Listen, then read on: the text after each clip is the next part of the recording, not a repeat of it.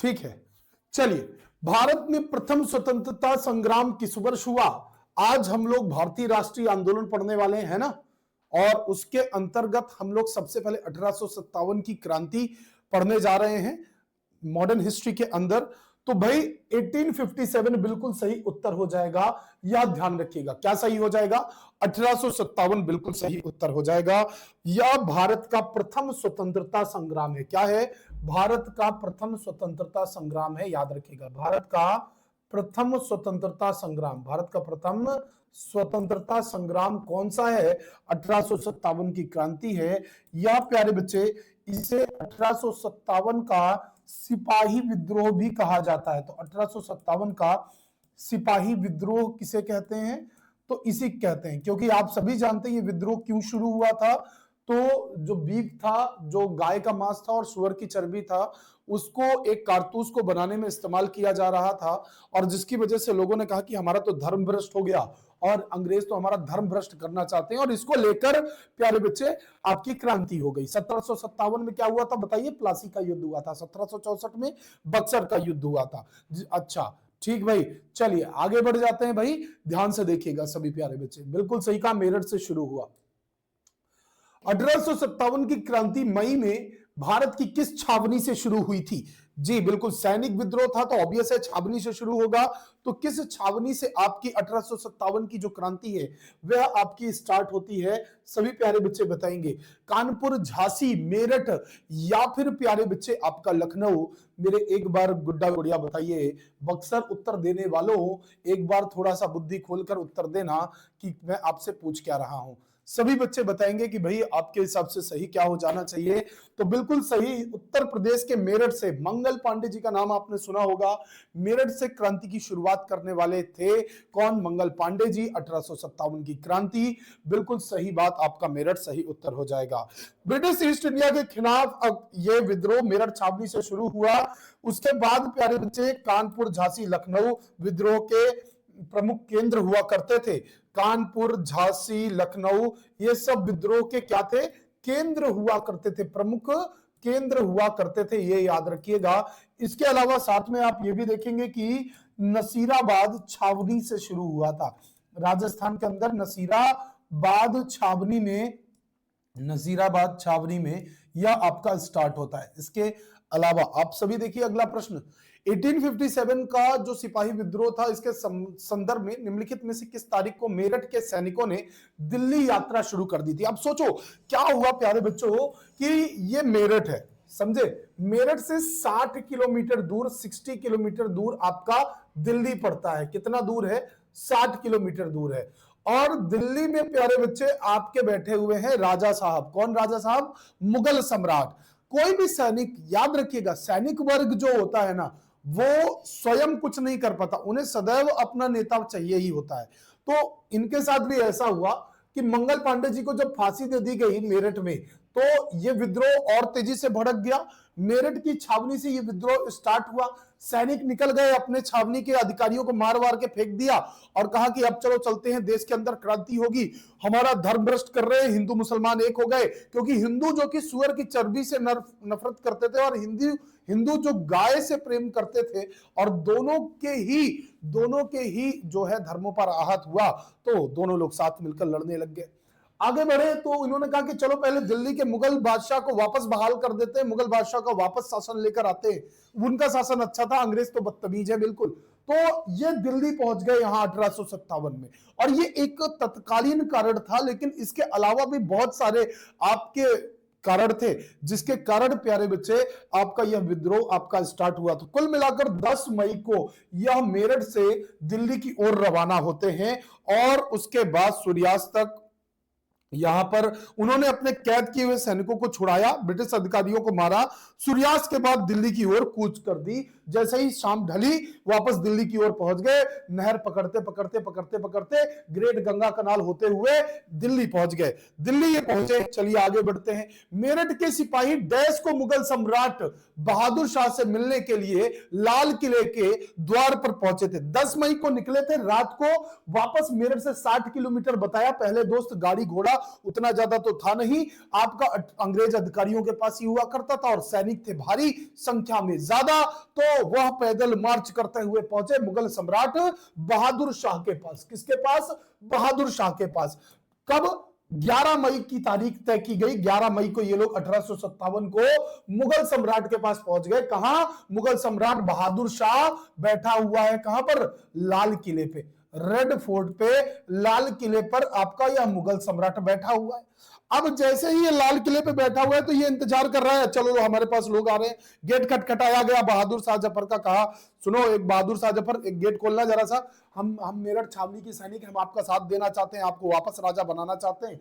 लेकिन भैया बनाना तो छोड़ो, अंतिम मोहर करा दिया बेचारे का। ये अंतिम मुगल शासक था, अंतिम मुगल शासक बन गया बेचारा, अंतिम मुगल शासक बन गया। चाहता था वापस अपनी सत्ता और उसी रुआब को वापस पाना जी, मेरठ के सैनिकों की मदद से, लेकिन अंतिम मुगल शासक बन गया। ये याद है? हाँ जी, आई बात समझ में? ये अंतिम मुगल शासक हो गया।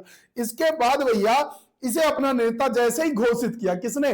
मेरठ से निकले सिपाहियों ने बहादुर शाह जफर को अपना नेता घोषित कर दिया, है ना, और पूरे आंदोलन का केंद्र बना दिया इसको। और जैसे ही केंद्र बनाया तो अंग्रेज सबसे पहले किसको कूटेंगे? बहादुर शाह जफर को कूटेंगे, तो यही कूटे गए बाद में। आगे बढ़ते हैं भाई। निम्नलिखित नेताओं में से किसने बिहार में 1857 के विद्रोह का नेतृत्व किया? अब जैसे ही मुगल, पहले टेलीफोन तो था नहीं कि भाई फोन कर दिए, हाँ जी हेलो यहां आंदोलन हो गया, जरा तुम भी कर देना अपने क्षेत्र में, थोड़ा सा खबर पहुंचते टाइम लगती है। तो टाइम 1857 के अंदर बिहार में भी खबर पहुंची। बिहार में जब खबर पहुंची कि भाई सैनिक विद्रोह हो रहा है, तो वहां पर वीर कुंवर सिंह थे। वीर कुंवर सिंह ने विद्रोह का नेतृत्व किया, और वीर कुंवर सिंह जो है ये जगदीशपुर के जमींदार थे। जगदीशपुर के जमींदार हुआ करते थे। अच्छा, कभी सुना है कि कोई मजदूर आपका जो है आंदोलन करेगा, या कोई मजदूर जो है, आप जितने भी आंदोलन आपने पढ़े होंगे, कोई ना कोई पैसे वाला उसके पीछे होता ही है, या कोई ना कोई मतलब अपने आप को ठीक ठाक समझने वाला पैसा वो वहां पर खड़ा होता है उस आंदोलन के लिए। यहां पर ये जगदीशपुर के जमींदार थे, इन्होंने कहा ठीक है हम देखते हैं ना, बिहार है कोई दिक्कत नहीं है।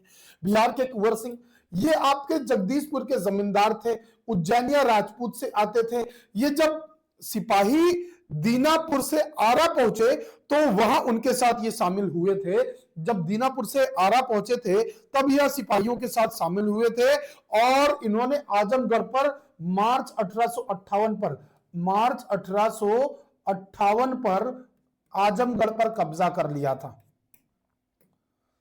आजमगढ़ पर कब्जा कर लिया था। किस पर? आजमगढ़ पर कब्जा कर लिया था। लेकिन जानते हो उसके बाद क्या हुआ? उसके बाद यहां से निकले विलियम टेलर ने बिहार के सैनिक विद्रोह को सिल दिया। विलियम टेलर ने जानते हो क्या किया? विलियम टेलर ने खेल समाप्त कर दिया। समझ में आई बात? क्या कर दिया विलियम टेलर ने? सारा खेल समाप्त कर दिया। कहा भैया जयराम जी की समाप्त। इसने टेलर था, सिलाई कर दी, इस विद्रोह को समाप्त कर दिया। इसी ने दबाया था इस विद्रोह को, कुंवर सिंह वाले विद्रोह को। कानपुर के विद्रोही नाना साहब निम्नलिखित में से किस पेशवा के पुत्र थे? यह बताइए जरा सा जी। कानपुर के विद्रोही नाना साहब निम्नलिखित में से किस पेशवा के पुत्र थे? बाजीराव प्रथम, बालाजी बाजीराव, या फिर बाजीराव द्वितीय, या फिर प्यारे बच्चे बालाजी विश्वनाथ? आपको बताना है जी। क्लियर है? बताइए भाई। देखो नाना साहब आपके यह जो है, इन्हें धोंदू पंत कहा जाता था। नाना साहब को ही धोंदू पंत कहा जाता था। नाना साहब को क्या? धोंदू पंत कहा जाता था। किसको प्यारे बच्चे? नाना साहब को धोंदू पंत कहा जाता था। धोंदू पंत के किस पेशवा के पुत्र थे नाना जी? तो दत्तक पुत्र हुआ करते थे ये आपके नाना साहब बाजीराव द्वितीय के। जो बाजीराव द्वितीय हैं, नाना साहब इनके दत्तक पुत्र हुआ करते थे। क्या? दत्तक पुत्र हुआ करते थे। दत्तक पुत्र यानी जिन्हें गोद लिया गया है, यह याद रखिएगा जी। ठीक है, क्लियर है? इसके अलावा प्यारे बच्चे, नाना साहब ने कानपुर से अंग्रेजों को खदेड़ा था। कहां से खदेड़ा था? नाना साहब ने कानपुर से अंग्रेजों के खिलाफ, कानपुर से नेतृत्व किया था। कानपुर से नेतृत्व किया था। कहां से नेतृत्व किया था? आप कहोगे कानपुर से नेतृत्व किया था। इसके बाद प्यारे बच्चे, ये जब आपके जो कानपुर से नेतृत्व इन्होंने किया, उसके बाद स्वयं को इन्होंने क्या कहा कि अब हम, हमारे पिताजी तो नहीं है, बाजीराव द्वितीय तो नहीं है पेशवा, लेकिन अब हम पेशवा हैं, अब हम पेशवा हैं और हम जो है इसको लीड करेंगे आगे आंदोलन को। खुद को पेशवा घोषित कर लिया। बहादुर शाह को भारत का सम्राट स्वीकार किया था और खुद को उनका गवर्नर घोषित कर लिया था। और उसके बाद जब इन्होंने इतनी बकैती सारी हुई यहां पर कि भैया जो नाना साहब हैं, इन्होंने मुगल सम्राट को वापस गवर्नर, वापस मुगल भारत का सम्राट घोषित कर दिया और खुद को इनका गवर्नर घोषित कर लिया, तो अंग्रेज कहे सुनो इधर आओ नाना साहब, इधर आओ, सुनो सुनो जरा सा। कॉलिन कैंपबेल आया। कॉलिन, कॉलिन जैसे कभी शीशा वगैरह गंदा होता है तो तुम लोग कॉलिन यूज करते हो ना, तो ये कॉलिन कैंपबेल आया था और कॉलिन कैंपबेल ने इस आंदोलन को कॉलिन डाल के साफ कर दिया था। समझे? कॉलिन कैंपबेल ने आपके कानपुर के जो आंदोलन है, इस आंदोलन को समाप्त कर दिया था। ये याद रखिएगा जी। ठीक है, क्यों कहा भाई? सुन रहे हो? अच्छा, समझ आई बात को? चलो आगे बढ़ो। नाना साहब को हरा दिया, यह विद्रोह भी कानपुर में समाप्त हो गया। खान बहादुर ने 1857 के विद्रोह का नेतृत्व कहां किया था, यह बताइएगा। खान बहादुर ने 1857 का नेतृत्व कहां किया था, आपको बताना है। बताइए सभी प्यारे बच्चे, खान बहादुर ने 1857 का नेतृत्व कहां किया था? दिल्ली में, लखनऊ में, कानपुर में या फिर प्यारे बच्चे बरेली में? आपको बताना है। बताएंगे सभी प्यारे बच्चे, खान बहादुर ने नेतृत्व कहां किया था?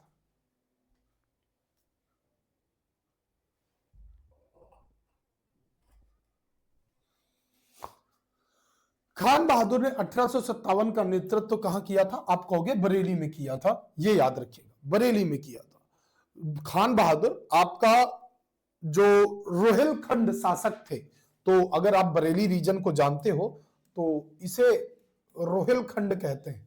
ये रोहिलखंड वाला क्षेत्र है। कौन सा? रोहिलखंड वाला क्षेत्र है। कभी भी आप उत्तर प्रदेश को देखते हो प्यारे बच्चे, तो आप अगर उत्तर प्रदेश को देखोगे तो ये आपका यूपी है, तो उत्तर प्रदेश के अंदर ये वाला क्षेत्र पश्चिमांचल कहलाता है। ये पश्चिमांचल है और ये वाला क्षेत्र आपका पूर्वांचल कहलाता है। समझे? ये आपका क्या है? पश्चिमांचल है। पश्चिमांचल है। ये आपका पूर्वांचल कहलाता है। पूर्वांचल कहलाता है। ये वाला क्षेत्र आपका पूरा बुंदेलखंड कहलाता है। क्या? बुंदेलखंड कहलाता है। और ये आपका रुहेलखंड कहलाता है। रुहेलखंड कहलाता है। ऊपर इधर तराई का क्षेत्र है ना? ऐसे क्षेत्रों में हमने उत्तर प्रदेश को बांटा रखा है। ठीक है, बरेली में ही रोहिलखंड वंश के पूर्व शासक हुआ करते थे। पूर्व शासक हुआ करते थे कौन? आपके खान बहादुर साहब। उन्हीं के वंशज थे खान बहादुर साहब। बरेली में इन्होंने अपनी सरकार बनाई। 5 मई 1858 में जो कॉलिन कैंपबेल ने कानपुर में तो कब्जा किया भी। 5 मई 1858 को कॉलिन कैंपबेल ने वापस पुनः कब्जा कर लिया। इन्होंने, आपके खान बहादुर ने 1857 के विद्रोह के बाद बरेली में अपनी सरकार बनाई थी। अपनी खुद की अपनी गवर्नमेंट बनाई थी। अपनी गवर्नमेंट को डेवलप किया था, अपनी गवर्नमेंट बनाई। और वापस 1858 में कॉलिन कैंपबेल ने आपका यहां पर कॉलिन कैंपबेल ने आपका यहां पर क्या शुरुआत की? कॉलिन कैंपबेल ने वापस प्यारे बच्चे बिल्कुल 1857 के विद्रोह में किस मुगल शासक का योगदान था? शाह आलम द्वितीय का, बहादुर शाह प्रथम का, आलमगीर का, बहादुर शाह द्वितीय का? देखिए, बहादुर शाह द्वितीय को ही बहादुर शाह जफर के नाम से जानते हैं। कल को जफर लिखकर आ जाए या बहादुर शाह द्वितीय लिखकर आ जाए, बात एक ही रहेगी। यही आपके अंतिम मुगल शासक थे। इनको प्यारे बच्चे जनरल बख्त खां जो थे, ये विद्रोह के प्रतीक बने थे। और विद्रोह का नेतृत्व बहादुर शाह के नाम पर कौन कर रहे थे? तो जनरल बख्त खां, बहादुर शाह के जनरल थे आपके बख्त खां साहब। कौन? बख्त खान साहब। बख्त खान साहब नेतृत्व कर रहे थे। उसके बाद विद्रोह का नेतृत्व करते करते ब्रिटिश ने दिल्ली पर वापस कब्जा किया और पिया गए रंगून, एक कहावत जो है आपने सुनी होगी, तो वो इन्हीं के ऊपर बनी हुई है। क्योंकि इनको जब ये सारा जो माजरात खत्म हुआ 1857 के बाद, तो इनको उठाकर म्यांमार भेज दिया गया। म्यांमार भेज दिया गया। म्यांमार यानी कि रंगून कहते थे जिसे, म्यांमार में रंगून, तो रंगून में वापस इन्हें भेज दिया गया। अंतिम मुगल शासक थे। और जब इन्हें रंगून भेजा गया तो बहादुर शाह को निर्वासित कर दिया गया। और उस टाइम पे जब दिल्ली पर इन्होंने वापस अपनी सरकार स्थापित की, जनरल बख्त खान जो इनका जनरल था उसकी मदद से, तो आपका जॉन निकोलसन था।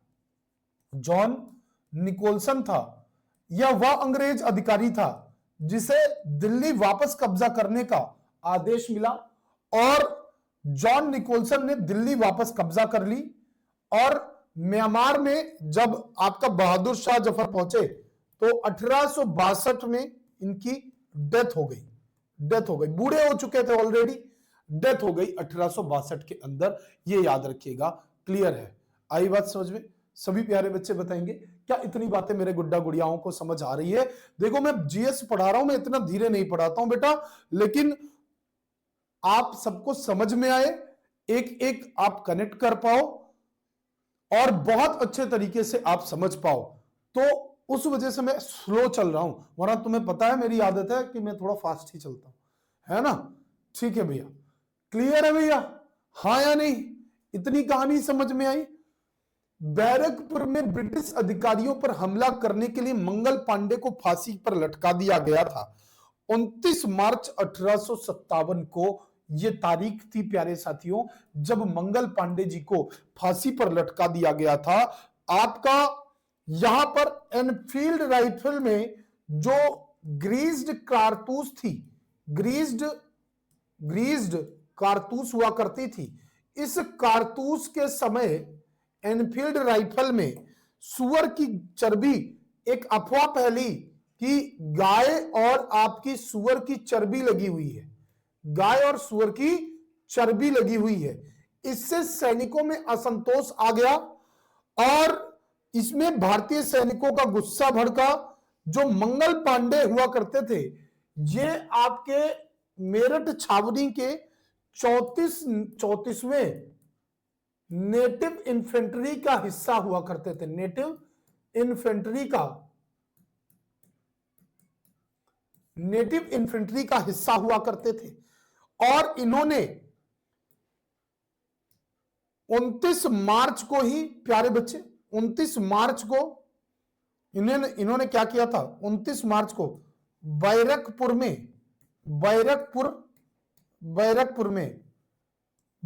में सार्जेंट मेजर पर गोली चलाई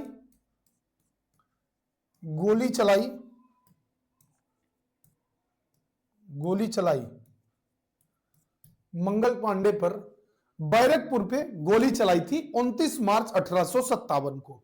फिर इनको फांसी कब दी गई थी? फांसी की तारीख फिर मार्च के बाद आता है अप्रैल, और 8 अप्रैल 1857 में ही फांसी दे दी गई। और जब इनकी फांसी की खबर सभी सिपाहियों तक पहुंची कि यार मंगल पांडे को खुलेआम फांसी दे दी गई है, तो और सिर्फ इस बात के विरोध पे कि भाई वो ये मुंह से काटना पड़ता था। जब कभी पहले जो आपके एनफील्ड राइफल हुआ करती थी, वो राइफल कुछ इस प्रकार की होती थी कि उसकी कारतूस मुंह से फाड़ के पहले उसमें बारूद डालनी पड़ती थी, फिर छर्रा डालना पड़ता था, फिर इस प्रकार से डाल के ऐसे ठक ठक करके ठोकना पड़ता था, और फिर उसमें वापस बारूद डालना पड़ता था, और उसके लिए उस बारूद की कारतूस को मुंह से फाड़ना पड़ता था। जिस कारण से प्यारे बच्चे गाय और सुअर की चर्बी मुंह पर लगने का अर्थ था धर्म का भ्रष्ट हो जाना, और धर्म के नाम पर तो दंगे हो जाते हैं, तो क्रांति क्यों नहीं हो सकती। तो एक विद्रोह जो है सैनिकों में उत्पन्न हो गया मंगल पांडे जी की फांसी के बाद 8 अप्रैल 1857 को। 1 नवंबर 1858 को किसकी उद्घोषणा में कहा गया था कि उसके बाद भारत का शासन एक राज्य सचिव के माध्यम से ब्रिटिश राजा के नाम पर होगा। किसकी उद्घोषणा में यह बात कही गई थी? क्या ये राजा लुईस थे, फिलिप्स थे? उस टाइम पे महारानी विक्टोरिया। अब जब अंग्रेजों का देखना, एक टाइम फ्रेम बता रहा हूं जिसे ध्यान रखना, 1757 जो प्लासी का युद्ध हुआ, इस प्लासी के युद्ध ने अंग्रेजी सत्ता को बंगाल में स्थापित किया, और आपका 1764 में जो बक्सर का युद्ध हुआ, और फिर 1765 के अंदर जो इलाहाबाद की संधि हुई, इसके बाद ब्रिटिश सत्ता स्थापित हो गई भारत के अंदर, और उसने 1857 तक ईस्ट इंडिया कंपनी के तौर पर भारत को लूटने का काम किया। यानी अभी तक जो था वह ब्रिटिश उपनिवेश नहीं बना था भारत पूर्ण रूप से, कि डायरेक्ट जो है ब्रिटिश उपनिवेश आपका हो जाता, ऐसा कुछ नहीं था। इसके बाद 1857 के बाद प्यारे बच्चे आपका 1858 से लेकर 1947 तक यहां पर अब क्राउन का शासन होगा, ब्रिटिश क्राउन का शासन होगा, ब्रिटिश ताज का शासन होगा, महारानी विक्टोरिया का शासन होगा, यह याद रखिएगा। यानी कुल मिलाकर भाई अब यहां पर महारानी विक्टोरिया की उद्घोषणा में यह कहा गया कि अंग्रेज, अब क्योंकि लोग कंपनी से त्रस्त आ चुके थे, तो कंपनी को समाप्त करके अब किसको ला दिया गया? यहां पर ब्रिटिश सत्ता को ला दिया गया। कंपनी का शासन समाप्त, क्राउन का शासन शुरू, क्वीन का शासन शुरू। यह बात बोली गई कि हां जी अब परिवर्तन होकर रहेगा, यह याद रखिएगा। ठीक है भाई। अब जो क्वीन विक्टोरिया को ब्रिटिश भारत का शासक नियुक्त किया गया, गवर्नर जनरल जो थे, गवर्नर जनरल को वायस राय बना दिया गया। क्या? गवर्नर जनरल को वायस राय बना दिया गया। और पहले वायसराय कौन बने? लॉर्ड कैनिंग बने। कौन बना? लॉर्ड कैनिंगवा। लॉर्ड कैनिंगवा बना। कौन? लॉर्ड कैनिंग बने। पहले वायसराय कौन बने? लॉर्ड कैनिंग बने। क्लियर है भैया? हाँ या नहीं मेरे गुड्डा गुड़िया जी? इतनी बातें समझ में आ रही है। तो जब ईस्ट इंडिया कंपनी द्वारा राजस्व संग्रहण के लिए बंगाल में स्थायी बंदोबस्त लागू किया गया था, तब निम्नलिखित में से कौन भारत का गवर्नर जनरल था? आप कहोगे Lord Cornwallis, Lord Dalhousie, Lord Wellesley, Lord Canning. तो आपका जब स्थायी बंदोबस्त लागू हुआ, और स्थायी बंदोबस्त कब लागू हुआ था? 1793 के समय में। 1793 के समय में जो स्थायी बंदोबस्त है यह लागू हुआ, और ये उस टाइम फ्रेम में आपका जो लॉर्ड कॉर्नवालिस थे या आपका प्यारे बच्चे भारत के गवर्नर जनरल हुआ करते थे, यह याद रखिएगा। गवर्नर जनरल से वायसराय 1858 से बनना शुरू हुए थे।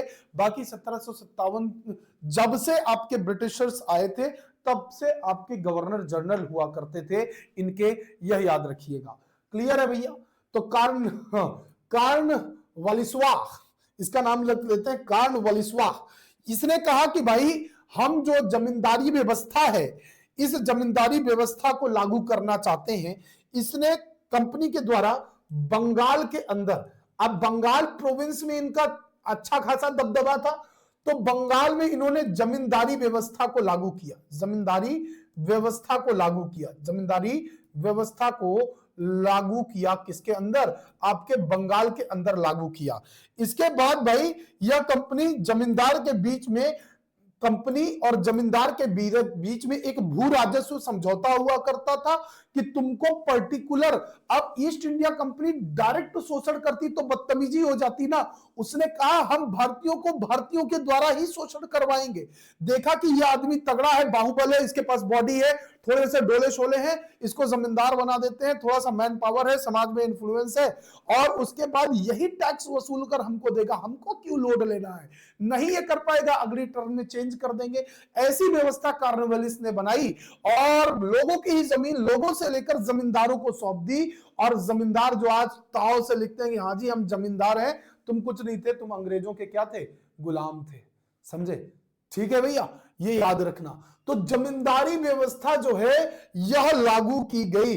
इसके अलावा प्यारे बच्चे, यह किस किस क्षेत्र में, बंगाल में लागू की गई, बंगाल के अंदर बेटा बिहार में लागू की गई, बिहार में लागू की गई, बिहार के अलावा उड़ीसा में ली गई। कहां पर? उड़ीसा में ली गई, यह याद रखिएगा। आज भी गांव में आप चले जाएंगे और ताव से लोग कहेंगे अरे हम तो जमींदार हैं साहब, जमींदार है। जमींदार कौन थे? आज पता चल गया ना, अंग्रेजों के वह गुलाम जो कि मानसिक रूप से सबसे पहले गुलाम हुए और अंग्रेजों की व्यवस्था में, शोषण में उतने ही भागीदार थे जितना अंग्रेज स्वयं थे। यह याद रखिएगा। लॉर्ड कॉर्नवालिस, आगे बढ़िए। अगला प्रश्न आपका, 18वीं शताब्दी में ब्रिटिश अभिलेखों में रैयत का क्या अर्थ था? अभी इसमें बहुत सारे बच्चे होंगे सर हम तो जमींदार हैं, हम तो शान से लिखते हैं जमींदार, और आप ऐसा बोल रहे हो, गलत बात है, देख लेंगे आपको। हाँ देख लेंगे, अरे गुरुजी खुद जमींदार हैं इसीलिए लिख रहे हैं। भाई जब आदमी खुद होता तो पता होता है ना कैसे शोषण होता है। ठीक है, 18वीं शताब्दी में ब्रिटिश अभिलेखों में रैयत का क्या अर्थ था? किसानों, बुनकरों, व्यापारों, जोबर, आपको बताना। जी क्लियर है? बताइए जरा सा, सभी बच्चे बताएंगे, बताइए 18वीं शताब्दी में ब्रिटिश अभिलेखों में रैयत का क्या अर्थ था? आप सभी को बताना है, सभी प्यारे बच्चे बताएंगे, बताइए जरा सा। 18वीं शताब्दी में ब्रिटिश में रैयत का क्या अर्थ हुआ करता था? रैयत का अर्थ क्या होता था? आप सभी को बताना है, बताइए जरा सा। भाई देखिए, रैयत का अर्थ होता था, आप जानते हो, किसान जो खेती करने वाला व्यक्ति होता था प्यारे बच्चे, उसे ही हम लोग रैयत कहते थे, किसानों को ही हम लोग रैयत कहा करते थे।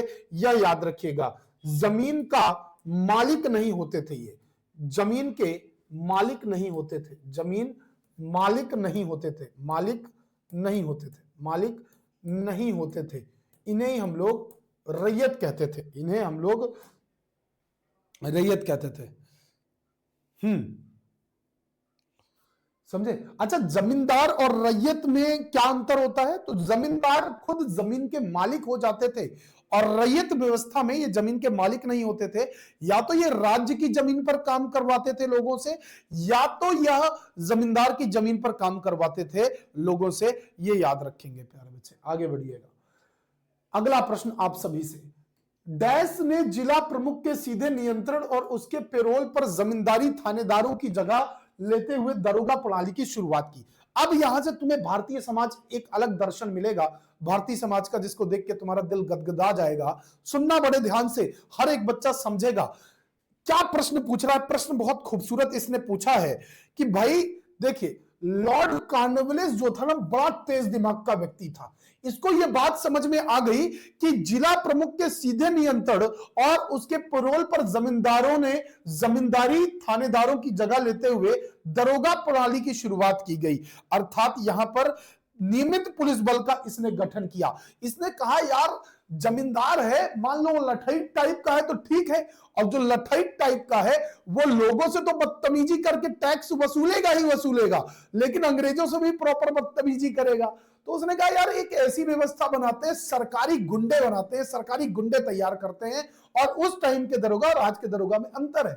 उस टाइम पे दरोगा का पद भी क्रिएट, अच्छा तुमने कभी सोचा है कि दरोगा जी का इतना खौफ क्यों होता है आम जनता में? कोई कह देता है कि दरोगा साहब आ रहे हैं, कुछ लोग तो हग मारते हैं वहीं पे, हाँ गांव में आप देखोगे जरा सा।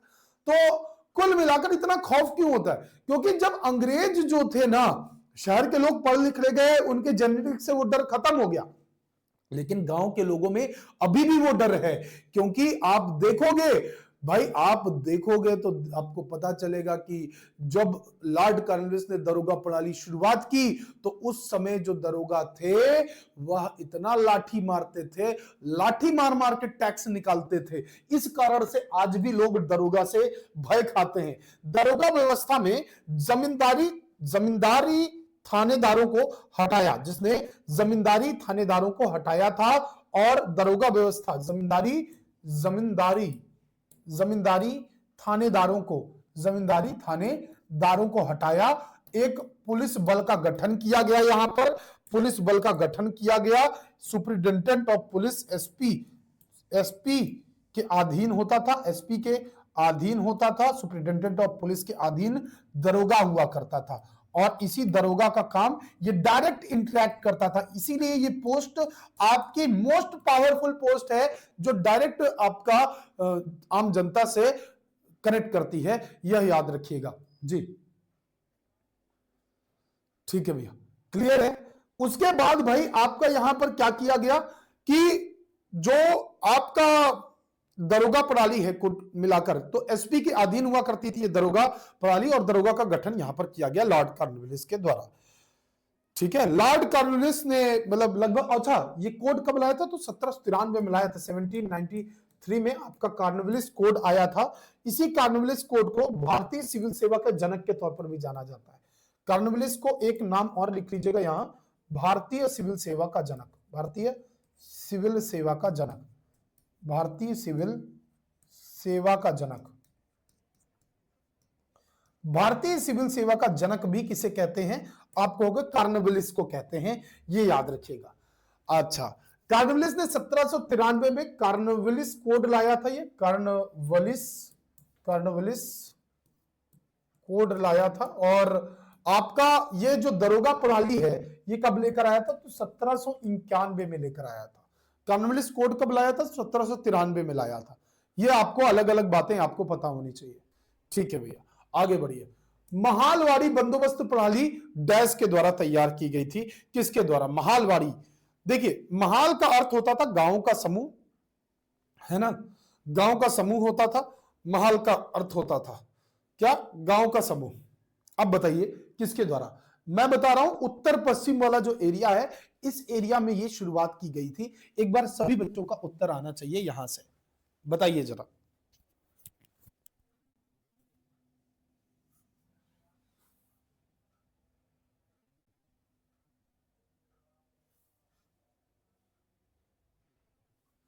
बताइए, एक एक बच्चे का उत्तर आना चाहिए।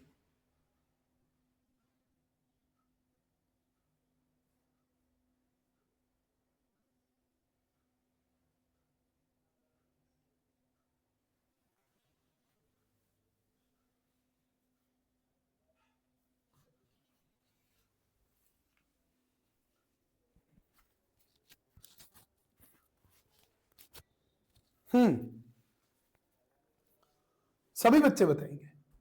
होल्ट मैकेंजी का नाम आपने सुना है, होल्ट मैकेंजी का नाम सुना है किसने किसने, पंजाब वाला एरिया आप जानते हैं।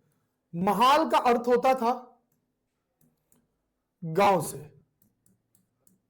गांव का समूह हुआ करता था, गांव का समूह हुआ करता था, है ना।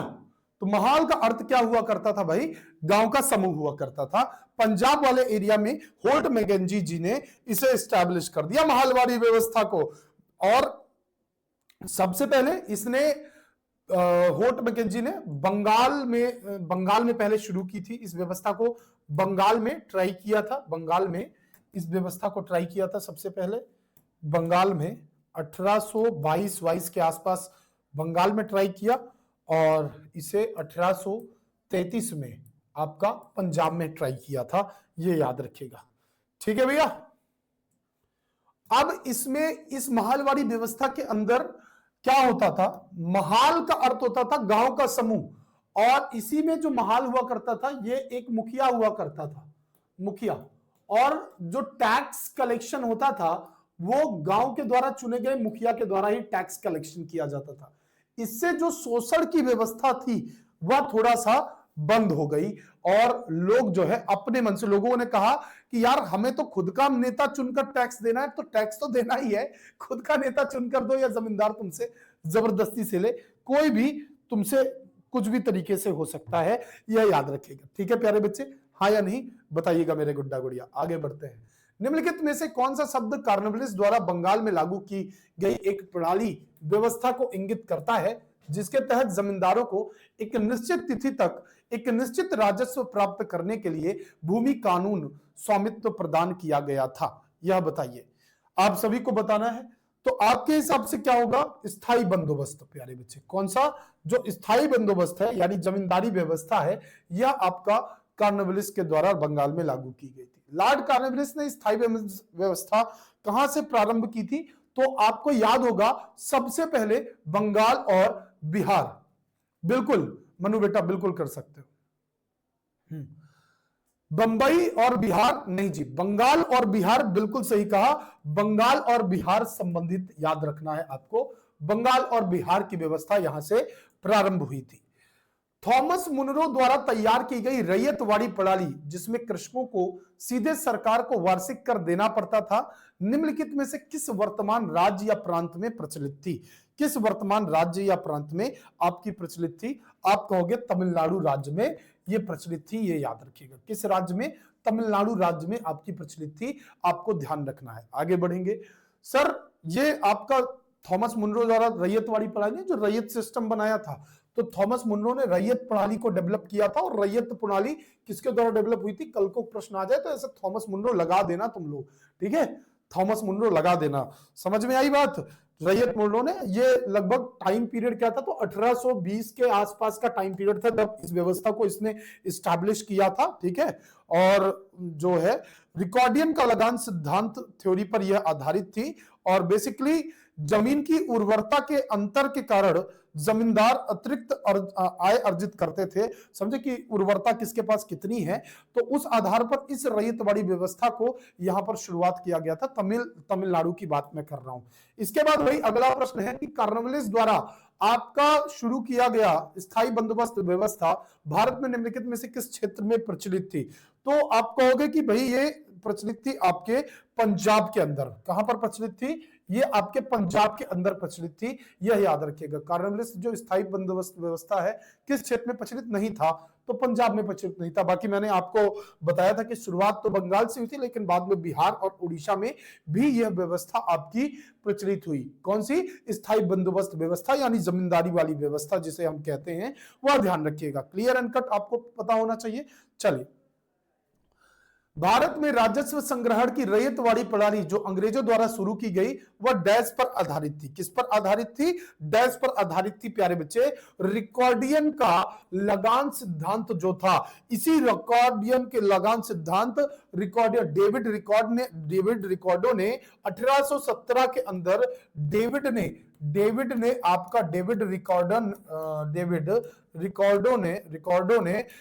रिकॉर्डो ने यह सिद्धांत आपका दिया था।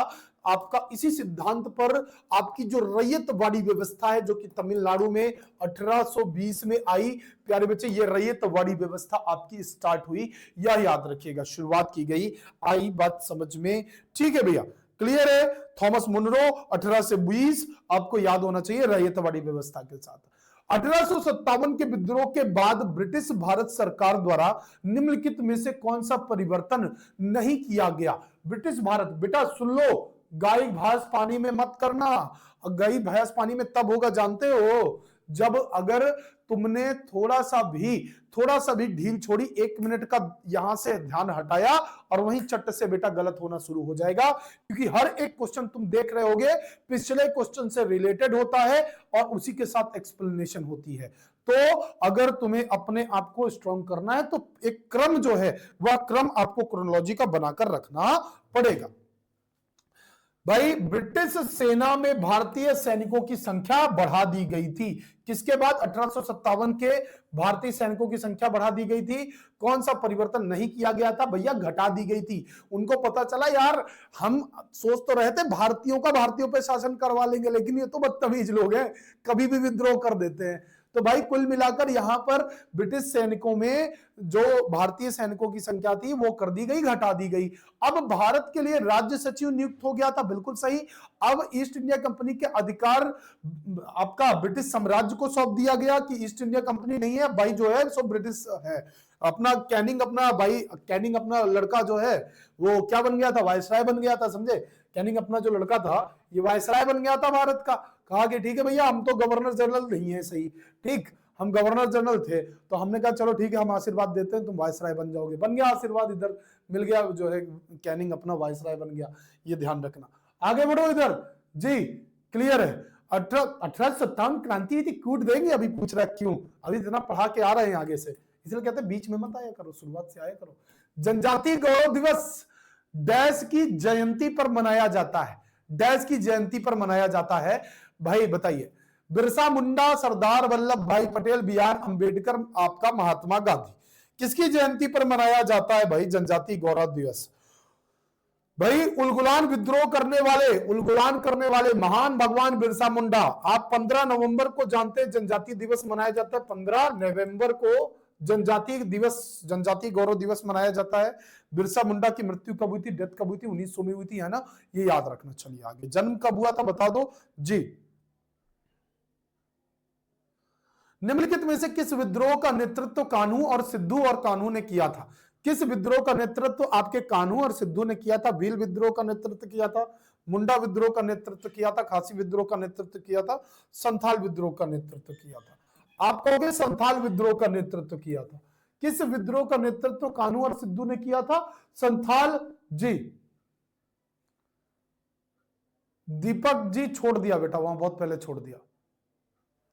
निम्नलिखित में से किस विद्रोह का नेतृत्व कान्हू और सिद्धू ने किया था? आप कहोगे संथाल विद्रोह में किया था, संथाल विद्रोह में किया था, यह याद रखिएगा। ठीक है भैया, संथाल विद्रोह, संथाल विद्रोह। निम्नलिखित में से बंगाल में प्रसिद्ध नील विद्रोह का नेतृत्व किया गया था किसके द्वारा? महात्मा गांधी, विष्णुचरण विश्वास, आपका वसुदेव बलवंत फड़के, फड़के ने फड़का दिया था, या किसने किया था? तो भैया दिगंबर और विष्णुचरण, दो नाम आपको याद रखना है। नील विद्रोह का नेतृत्व बंगाल में इन्होंने ही किया था। आप जानते हो नील की अगर खेती कभी भी की जाती थी तो पूरी की पूरी जमीन उर्वरता 5 साल के अंदर खत्म हो जाती थी, उसका पानी वो एकदम चूक लेती थी। 1855 आपको ध्यान रखना है। नील विद्रोह 1855 नहीं जी, नील विद्रोह 1855 नहीं, 1859 है शायद। हाँ 1859 है, 1859 है, 1859 है, यह याद रखना। क्लियर है भैया, आई बात समझ में कहानी? हाँ या नहीं बताइएगा जरा सा जी। अभी अभी क्लास ले रहे हैं बेटा, अभी कॉल करते हैं। 6 बार हो गया था, अगर एक बार अध्यापक फोन ना उठाए तो अर्थ होता है कि वह क्लास ले रहा है, ठीक है। आगे देखो, वीर सुरेंद्र साई एक स्वतंत्र सेनानी थे, नागालैंड, सिक्किम, तेलंगाना, ओडिशा। वीर सुरेंद्र साई आपका एक स्वतंत्रता सेनानी थे, किससे संबंधित थे? उड़ीसा से, उड़ीसा के शाही परिवार थे। राजा महाराज साई के मृत्यु के बाद ब्रिटिश ने सुरेंद्र साई को दावे को खारिज कर दिया। बाद में इन्होंने ब्रिटिश के खिलाफ सशस्त्र विद्रोह किया था और उड़ीसा के नेता थे। कौन सी दो जनजातियों के साथ मिलकर इन्होंने विद्रोह किया था? तो उड़ीसा की गोंड जनजाति के साथ मिलकर, प्लस आपका बिंझाल जनजाति, ये दो जनजाति थी जिन्होंने इनके साथ मिले थे और सशस्त्र विद्रोह किया था, सशस्त्र विद्रोह किया था, यह याद रखिएगा। कुल मिलाकर मतलब शस्त्र उठाकर विद्रोह, मारा बहुत अंग्रेजों को, ठीक है, दौड़ा दौड़ा के। किस अधिनियम के परिणाम स्वरूप रानी विक्टोरिया, जो ब्रिटेन की सम्राट थी, 1858 में भारत की साम्राज्ञी की उपाधि के साथ भारत में ब्रिटिश क्षेत्रों की संप्रभु भी बन गई? बताइए जरा सा, किस आपका किस अधिनियम के परिणाम स्वरूप यह हुआ था? तो भारत सरकार अधिनियम, भारत सरकार अधिनियम, आपका भारत सरकार अधिनियम। यह अधिनियम 2 अगस्त 1858 को पारित हुआ, 2 अगस्त 1858 को पारित हुआ, 2 अगस्त 1858 को पारित हुआ। क्वीन विक्टोरिया को ब्रिटिश भारत का शासक नियुक्त कर दिया गया। क्या? ब्रिटिश भारत का शासक नियुक्त किया गया, ब्रिटिश भारत का शासक नियुक्त किया गया, शासक नियुक्त किया गया, ब्रिटिश भारत का शासक नियुक्त किया गया किसको? क्वीन विक्टोरिया को, यह याद रखिएगा। क्लियर है भाई? आगे बढ़ते हैं। स्थायी बंदोबस्त निम्नलिखित में से किस वर्ष लागू हुआ? जो स्थायी बंदोबस्त है यह किस वर्ष लागू हुआ था? आप कहोगे भैया 1793, आपको याद होगा 1793 आपका स्थायी बंदोबस्त लागू हुआ था।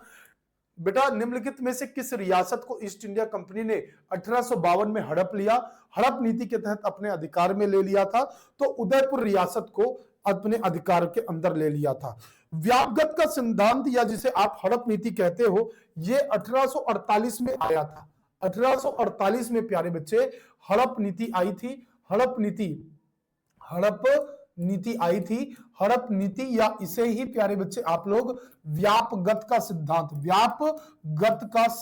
कहते हो, व्यापगत का प्रिंसिपल या सिद्धांत कहते हो। कुल मिलाकर इसमें यह था कि आपका दत्तक पुत्र है ना, आपका पुत्र नहीं है तो बेटा आपको हड़प लिया जाएगा, ये याद रखिएगा। इसने शुरुआत किसने की थी? अंग्रेजों की चाल थी, ये डलहौजी की सोच थी। डलहौजी दिमागदार बंदा था। इसने कहा देखो भारतीयों में तो ऐसा है, राजा महाराजा की संतानें नहीं होंगी तो प्यारे बच्चे हड़प लिया जाएगा। भाई इंडियन कंपनी द्वारा सतारा को हड़पा गया था। 1848 में हड़पा गया था। जयपुर और संभलपुर जो है, इस जयपुर संभलपुर को 1849 में हड़पा गया था। और उसके अलावा झांसी, खूब लड़ी मर्दानी थी वो, झांसी वाली रानी थी, तो झांसी को प्यारे बच्चे 1853 में, उदयपुर को 1852 में, और आपका नागपुर भी हड़पा गया था, और नागपुर को 1854 में हड़पा गया था। 1854 में हड़पा गया था। समझ गए? ये टाइम कुछ था जब जो है अलग अलग समय। हाँ ठीक है, तो डलहौजी की नीति थी, व्यापगत का सिद्धांत, ये ध्यान रखिएगा।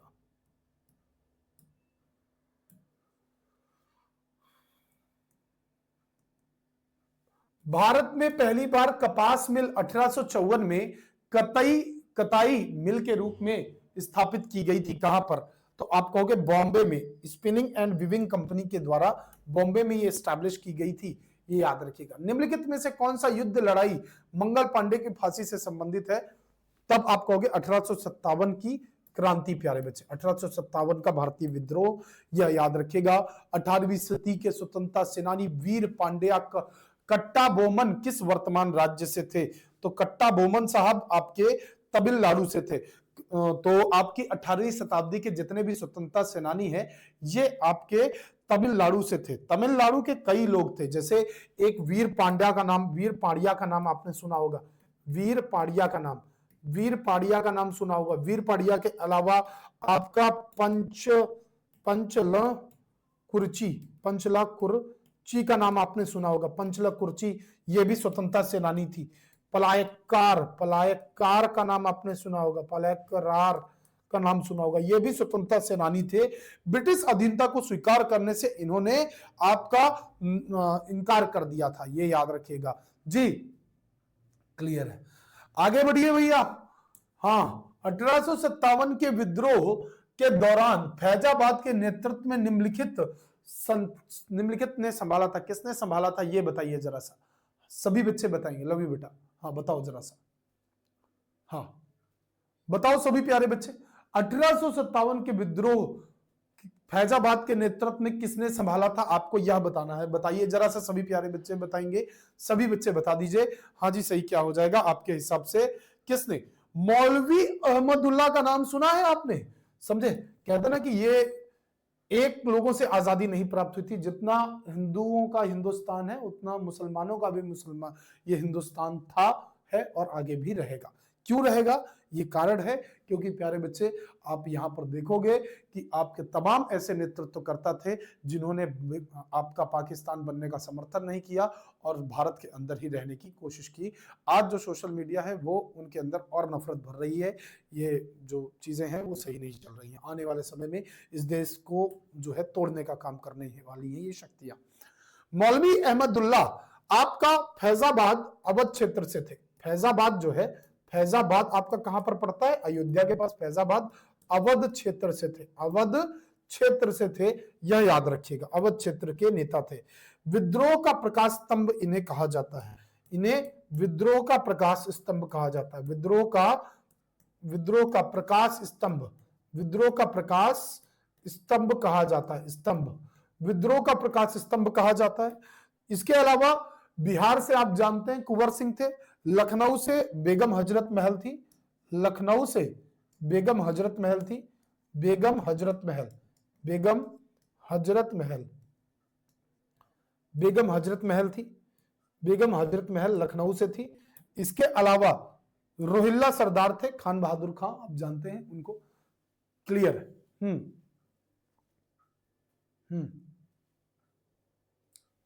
जी भाई, मणिकर्णिका तांबे को इतिहास में डैश के नाम से जाना जाता है। अहिल्याबाई होलकर, रानी लक्ष्मीबाई, जोधाबाई, रानी पद्मिनी। आप बताइए जरा सा, क्या लगता है क्लियर क्या हो जाएगा? भिखारी का जो है झंडा कौन फहराता है जी? तो भिखारी है। बताइए, मणिकर्णिका तांबे को इतिहास में डैश के नाम से जाना जाता है, मणिकर्णिका तांबे को। मणिकर्णिका तांबे, जिनको प्यारे बच्चे आपने बचपन में मनु पढ़ा होगा, और सबने मणिकर्णिका तांबे तो नहीं पढ़ा, लेकिन इनके बचपन का नाम मनु पढ़ा था। रानी लक्ष्मीबाई, बिल्कुल सही सुना आपने, इनका मणिकर्णिका तांबे था। झांसी में इन्होंने, झांसी में प्यारे बच्चे विद्रोह का नेतृत्व किया था। झांसी में इनकी शादी हुई थी, बनारस की रहने वाली थी, है ना जी। आगे देखिए, निम्नलिखित में से किस शहर में झांसी की रानी की कब्र स्थित है? तब आप कहोगे रानी लक्ष्मीबाई की समाधि या मकबरा ग्वालियर के फूल बाग में स्थित है। कहां? ग्वालियर है ना, ग्वालियर में कभी फूल बाग के पास जाओगे तो ग्वालियर फूल बाग में आपका रानी लक्ष्मीबाई का जो मकबरा है यह आपका स्थित है, यह याद रखिएगा। क्लियर है भैया, है ना? पूना के सुपा गांव में हुआ था। कहां पर? पूना के सुपा गांव में आपका। बंबई दक्कन में ग्रामीण इलाकों का विद्रोह आपका कब हुआ? तो 1875 के आसपास हुआ था, यह याद रखिएगा। दादा भाई नौरोजी ने अपनी पुस्तक डैश के माध्यम से ब्रिटिश शासन के आर्थिक प्रभाव पर तीखी आलोचना की थी। तो ब्रिटिश भारत में गरीबी और गैर ब्रिटिश शासन, या प्यारे बच्चे आपके Dadabhai Naoroji, great grand old man of India, जिन्होंने आपका यह बताया कि भाई कैसे अंग्रेज जो है आपके यहां से पैसा निकाल रहे हैं और इंग्लैंड ले जा रहे हैं, यह याद रखिएगा। ठीक है भैया। ड्रेन थ्योरी किसकी दी हुई थी? तो उन्होंने ड्रेन थ्योरी दी थी आपकी ब्रिटिश शासन के खिलाफ। ड्रेन थ्योरी किसने दी थी? ड्रेन थ्योरी आपकी इन्हीं की दी हुई थी। ये पूछा जाता ड्रेन थ्योरी, क्योंकि यही वो तरीका था जिससे अंग्रेज पैसा निकाल रहे थे यहां से, ये याद रखिएगा। Grand old man of India किसे कहा जाता है? इन्हीं को कहा जाता है grand old man of India, grand old man of India, grand old man of India, man of India, India, ये याद रखिएगा। Grand old man of India किसे कहा जाता है? आप कहेंगे इन्हीं को कहा जाता है। आगे देखिएगा, 1832 में दमिनेको के रूप में सीमांकित भूमि के बड़े क्षेत्र को भूमि घोषित किया गया था। वारली, मुरियास, पहाड़िया को, संथाल को। बताइए जरा, एक एक बच्चे का उत्तर आना चाहिए इसमें, सभी बच्चे बताएंगे।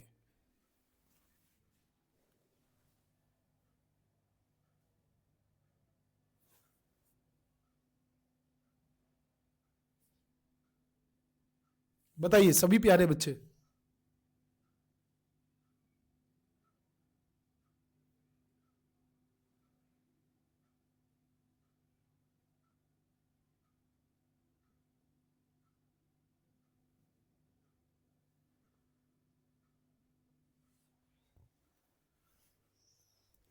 क्या सही हो जाएगा आपके हिसाब से?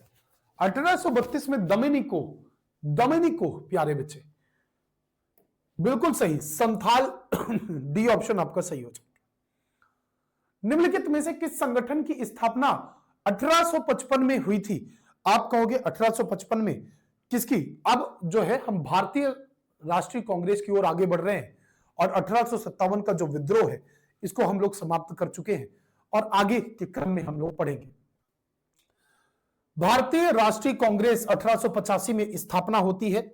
28 दिसंबर को 28 दिसंबर 1885 में यह स्टैब्लिश होता है, 1885 में स्टैब्लिश होता है। और आपका बॉम्बे में जो आज का वर्तमान क्या है, मुंबई है, बॉम्बे में इसकी स्थापना होती है। भारत का सबसे पुराना राजनीतिक दल है और भारतीय कम्युनिस्ट पार्टी की स्थापना 1925 में हुई, 1925 में हुई थी। और एम एन रॉय के द्वारा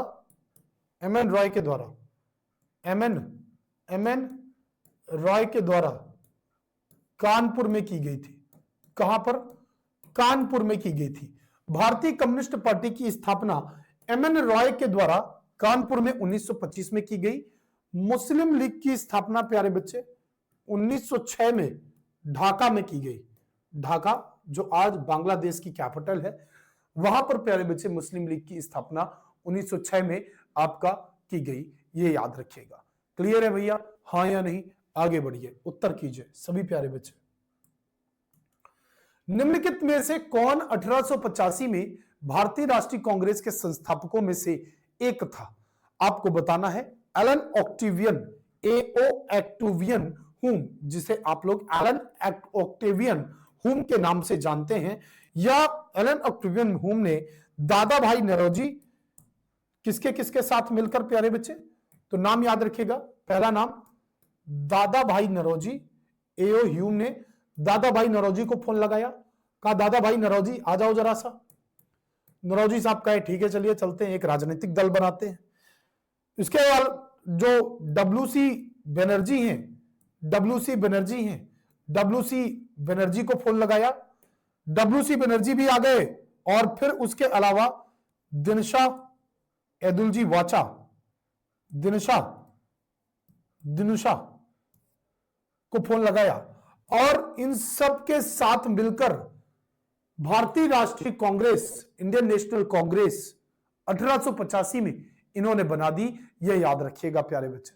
जब ये बन गए तो आप जानते हैं कि एलन ऑक्टेवियन हुम को ही हम लोग एक और उपाधि देते हैं, भारतीय पक्षी विज्ञान का जनक। भारतीय पक्षी विज्ञान का जनक, भारतीय पक्षी विज्ञान का जनक, विज्ञान का जनक भी हम इन्हीं को कहते हैं, एओ ह्यूम साहब को। ये योग्य सिविल सेवक हुआ करते थे और पक्षी विज्ञान जो है, पक्षियों का अध्ययन जिसमें किया जाता है, ठीक है भैया। उसके बाद भाई भारतीय राष्ट्रीय कांग्रेस के गठन के दौरान निम्नलिखित में से कौन भारत का वायसराय था? वायसराय जब इंडियन नेशनल कांग्रेस का गठन हो रहा था तो पेट फुलाए डफरिन बैठा था, समझे? डफरिन अपने पेट में गुस्सा भरे बैठा था और उस गुस्से को निकालने का काम कौन करने वाली थी? भारतीय राष्ट्रीय कांग्रेस सुई बनकर। डफरिन आपका 1884 से लेकर 88 तक के टाइम पीरियड पे आपका डफरिन ही वायसराय था। और जो डफरिन था, ये भारतीय राष्ट्रीय कांग्रेस की स्थापना इसने की थी। जब ये स्थापना हुई तब ये वायसराय हुआ करता था। और इससे पहले आप जानते हो, मतलब अगर मैं आपसे कहूं लिट्टन कब था? लिट्टन का नाम सुना है? लिट्टी चोखा वाला लिट्टन 76 से 80 तक आपका लिट्टन था। 76 से 80 के आसपास के टाइम पीरियड में लिट्टन था। इसके बाद रिप्पन था, लिट्टन रिप्पन मेयो, समझे? लिट्टन रिप्पन, लिट्टन और रिप्पन। इससे पहले आपका लिट्टन जो है, लिट्टन कब से कब तक था अगर मैं बोलूं तो लिट्टन का टाइम पीरियड आप याद रखोगे 1876 से लेके 80 तक, ठीक है। रिपन जो है पहले था या बाद में था? तो रिपन आपका इसी से ठीक पहले था, डफरिन से पहले था। 1884, 80 से लेके 84 तक के टाइम पीरियड में रिपन था। मेयो सबसे पहले था, मेयो इनसे भी पहले था। 1869 से लेके 1872 तक ये टाइम पीरियड किसका था? ये मेयो का टाइम पीरियड था। ये याद रखिएगा। समझ में आई बात? मेयो का टाइम पीरियड था। आगे बढ़िए। भारतीय राष्ट्रीय कांग्रेस का पहला अधिवेशन किस वर्ष आयोजित किया गया था? तब आप कहोगे 1885 में भारतीय राष्ट्रीय कांग्रेस का पहला अधिवेशन आयोजित किया गया। या कहां पर हुआ? तो गोकुलदास तेजपाल कॉलेज में। गोकुल लोकेशन क्या थी? गोकुलदास तेजपाल कॉलेज में, तेजपाल कॉलेज में गोकुलदास तेजपाल कॉलेज के अंदर यह अधिवेशन होता है। बॉम्बे में हुआ था प्यारे बच्चे, बॉम्बे में हुआ था, बॉम्बे जिसे आज का आप मुंबई कहते हो, वहां पर हुआ था। और इसकी अध्यक्षता की थी, इसके ही संस्थापक सदस्य रहे डब्ल्यू.सी. बनर्जी साहब ने, डब्ल्यू.सी. बनर्जी साहब ने। और देश के प्रबुद्ध लोगों में से केवल शुरुआत था, तो 72 लोगों ने पार्टिसिपेट किया, 72 लोगों ने इसमें भागीदारी दी। और कोई महिला नहीं, कोई आपके 2 मुस्लिम प्रतिनिधि यहां पर शामिल हुए। ठीक है, अच्छा, ये तो बड़ा कॉमन सा क्वेश्चन है सर। अगर इसी में आपके हिसाब से डिफिकल्ट क्वेश्चन बनाना हो तो प्यारे बच्चे क्या बनेगा? भारतीय राष्ट्रीय कांग्रेस से एक क्वेश्चन सबसे टिपिकल बन सकता है यहां पर कि पहला प्रस्ताव किसने प्रस्तुत किया? पहला प्रस्ताव किसने प्रस्तुत किया? तो पहला प्रस्ताव दिया था जी सुब्रमण्यम अय्यर ने, जी सुब्रमण्यम अय्यर ने, जी सुब्रमण्यम अय्यर ने आपका पहला प्रस्ताव सामने रखा, यह याद रखिएगा। लोकेशन पता चल गई, अध्यक्षता पता चल गई, पहला प्रस्ताव पता चल गया। 1888 में जॉर्ज यूल भारतीय राष्ट्रीय कांग्रेस के निम्नलिखित में से किस अधिवेशन के अध्यक्ष बने थे? तो भारतीय राष्ट्रीय कांग्रेस का चौथा अधिवेशन हुआ था आपके इलाहाबाद में 1888 में, जिसका अध्यक्ष बने थे जॉर्ज यूल साहब। कौन बने थे? जॉर्ज यूल इसके अध्यक्ष बने थे इलाहाबाद अधिवेशन के, ये याद रखिएगा। और ये आपके पहले ब्रिटिश अध्यक्ष था, पहला ब्रिटिश अध्यक्ष था जो कि जॉर्ज यूल बना था, ये याद रखिएगा, पहला ब्रिटिश अध्यक्ष था। तो डब्ल्यू.सी. बनर्जी आपको याद होगा, दूसरा अधिवेशन कलकत्ता में हुआ था इनका 1886 में। हर साल इनका अधिवेशन होता था जिसमें लोग इकट्ठा होते थे। और दूसरा अधिवेशन जो सेकंड अधिवेशन था, पहला तो आपको पता चल गया, पहला बॉम्बे में हुआ, दूसरा आपका कलकत्ता में हुआ। और great grand mould man of India दादा भाई नरौजी साहब की अध्यक्षता में, दादा भाई नरौजी साहब की अध्यक्षता में यह अधिवेशन किया गया। इसके बाद तीसरा अधिवेशन आपका 1887 में आपका मद्रास में हुआ था। कहां? मद्रास में हुआ था। अध्यक्ष इस टाइम पे मुस्लिम थे, पहले मुस्लिम अध्यक्ष बने बदरुद्दीन तैयब जी, बदरुद्दीन तैयब जी। ये जो बदरुद्दीन तैयब जी थे, ये आपके, हाँ जी बताइए जरा सा, ये आपके 1886 कलकत्ता दादा भाई नरौजी, और उसके बाद 1887 मद्रास बदरुद्दीन तैयब जी आपके यहां देखने के लिए मिलते हैं, ये याद रखिएगा। क्लियर है भैया? हाँ जी, इसके अध्यक्ष बनते हैं, यह ध्यान रखना। क्लियर है भाई? हाँ या नहीं मुझे इतना बताइएगा, सभी प्यारे बच्चे बताएंगे जी। ठीक है, हाँ जी, किए थे बेटा, किए थे। इतनी, जब आपको इतनी सैलरी मिल रही हो, है ना, तो फिर आपको आनंद आने लगता है ना, इतनी सैलरी हो जाए आपकी तो कितना आनंद आएगा। सोचो आपको कितना आनंद आएगा, बताइए, जब आपका इतना अकाउंट में आएगा हर महीने। तो इसलिए मेहनत कीजिए, खूब कमाइए, खूब खुश रखिए सबको। भारतीय राष्ट्रीय कांग्रेस ने औपनिवेशिक भारत में पहला स्वतंत्रता दिवस को मनाया था। अब वो सब छोड़ छाड़ के अब ये शुरू किए ना, तो इसे कर लो। हाँ, तुम लोगों के लिए किए तो थोड़ा पढ़ लो यार। हाँ, भारतीय राष्ट्रीय कांग्रेस ने औपनिवेशिक में पहला स्वतंत्रता दिवस को मनाया था। कौन सा भाई, कब मनाया था? राष्ट्रीय कांग्रेस ने प्यारे बच्चे औपनिवेशिक भारत में पहला स्वतंत्रता दिवस कब मनाया गया था? 26 जनवरी 1930 को। कब? 26 जनवरी 1930 को मनाया गया था।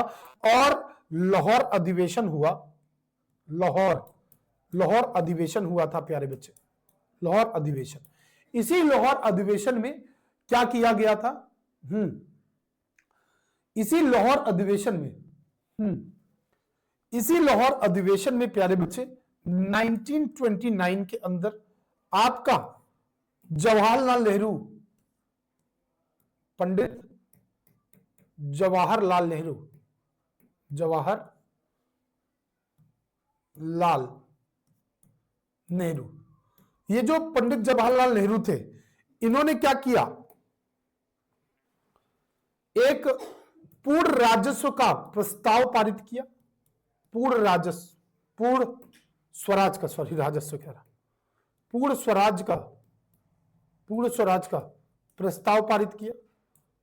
और इसके बाद बोला, पूर्ण स्वराज का जो प्रस्ताव पारित किया, और पूर्ण स्वराज के प्रस्ताव के बाद ये कहा गया कि अब हमें आधा स्वराज नहीं चाहिए, हमें चाहिए पूरा स्वराज। और उसी के बाद पहली बार स्वतंत्रता दिवस के रूप में 30 जनवरी 1930 में हमने मनाने का निर्णय लिया। ये याद रखिएगा। क्लियर है भैया?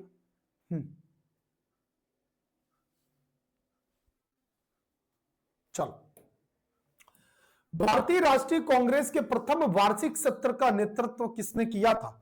प्रथम वार्षिक सत्र का नेतृत्व मैंने अभी आपको बताया प्यारे बच्चे, दादा भाई नौरोजी ने या डब्ल्यूसी बनर्जी ने। तो प्रथम वार्षिक सत्र का नेतृत्व डब्ल्यूसी बनर्जी ने किया था। और कांग्रेस के पहले अधिवेशन की अध्यक्षता इन्होंने ही की थी। सुरेंद्र नाथ बनर्जी ने आपका 1902 के अंदर, 1902 के अंदर प्यारे बच्चे आपका अहमदाबाद अधिवेशन की अध्यक्षता की थी। अहमदाबाद अधिवेशन की अध्यक्षता की थी। अहमदाबाद अधिवेशन की अध्यक्षता की थी, यह याद रखिएगा। इसके बाद भाई एओ ह्यूम आपके, भारतीय एओ ह्यूम आपके ये भारतीय राष्ट्रीय कांग्रेस के संस्थापक थे। और उसके अलावा प्यारे बच्चे Dadabhai Naoroji great grand old man of India थे। कौन थे? Great grand old man of India थे।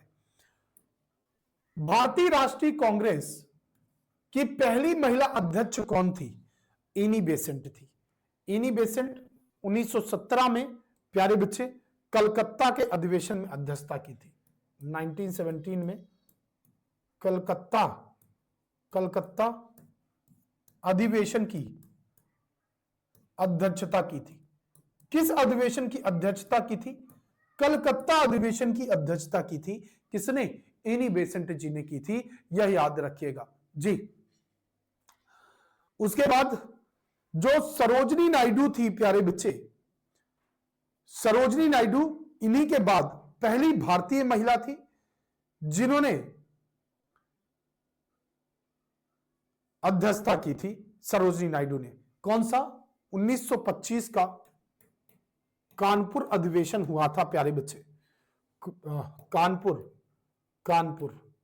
ये प्रथम भारतीय महिला थी। प्रथम भारतीय महिला थी जिन्होंने अध्यक्षता की थी। प्यारे बच्चों ध्यान रखना, एनी बेसेंट का नाम थियोसॉफिकल सोसाइटी से भी जुड़ता है।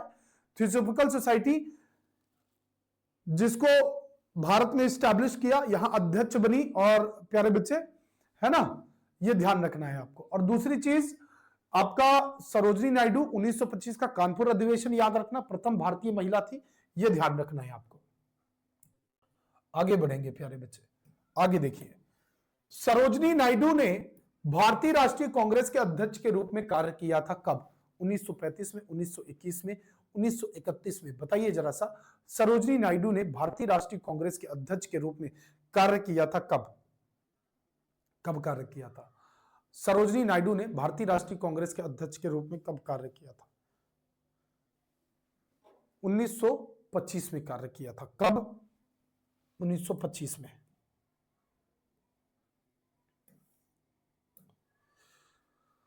इन्होंने कविता भी हैदराबाद के बाजारों में प्रकाशित की थी, एक कविता। सरोजनी नायडू ने डैश भारतीय राष्ट्रीय कांग्रेस की पहली भारतीय महिला अध्यक्ष चुनी गई। कहां पर प्यारे बच्चे? तो आप कहोगे कानपुर के अंदर आपका जो अधिवेशन हुआ था उसी में पहली भारतीय महिला। इन्हें स्वर्णिम सीमा, समय की पक्षी, टूटा पंख, इनकी कई रचनाएं हैं प्यारे बच्चे। और इन्हें भारत की कोकिला भी कहते हैं। भारत की कोकिला, भारत की कोकिला कहा जाता है। भारत की कोकिला। भारतीय राष्ट्रीय कांग्रेस का निम्नलिखित में से सत्र किस महिला द्वारा अध्यक्षता किया जाने वाला पहला सत्र था, यह बताइए जरा सभी प्यारे बच्चे। सभी का उत्तर आना चाहिए, एक एक बच्चा उत्तर करेगा।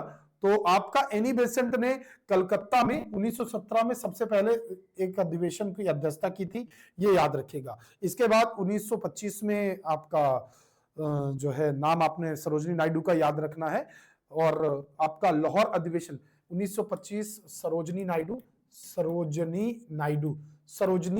नायडू का नाम आपको याद रखना है। दूसरा 1929 का पंडित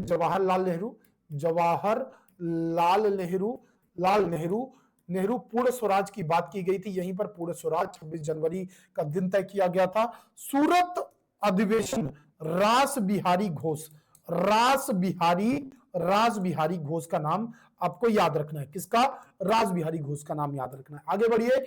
भारतीय राष्ट्रीय कांग्रेस की स्थापना तब हुई जब देश भर में 72 प्रतिनिधि दिसंबर में बॉम्बे पहुंचे थे। कब? तो प्यारे बच्चे 28 दिसंबर 1885 को एओ ह्यूम के द्वारा आपका प्यारे बच्चे 28 दिसंबर 1885 को प्यारे बच्चे इसकी स्थापना की गई, यह याद रखिएगा। आगे बढ़ेंगे। आपके निम्नलिखित में से किस रियासत को ईस्ट इंडिया कंपनी ने वर्ष 1852 में हड़प नीति के तहत अपने अधिकार पर कर लिया था? तो 1952 आपको याद होगा प्यारे बच्चे, 1952 में किस रियासत को ईस्ट इंडिया कंपनी ने अपने अधिकार के तहत कर लिया? तो कलकत्ता के दूसरे अधिवेशन की अध्यक्षता की, और आपका 1852 में हड़प नीति के तहत अपने अधिकार में कर लिया था। किसने अधिकार नीति के तहत अपने अधिकार में ले लिया था? तो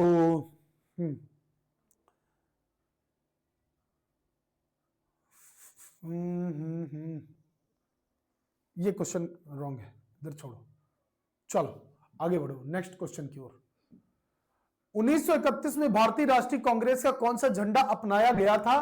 कपड़े से बना चरखे वाला 2 रंग का झंडा, खादी द्वारा बनाया गया चरखा चिन्ह वाला तिरंगा झंडा, और चरखा चिन्ह वाला 1 रंग का झंडा, कपड़े से बना नीला रंग का झंडा। आप बताइए जरा सा, आपका 1931 में भारतीय राष्ट्रीय कांग्रेस ने कौन सा झंडा अपनाया था?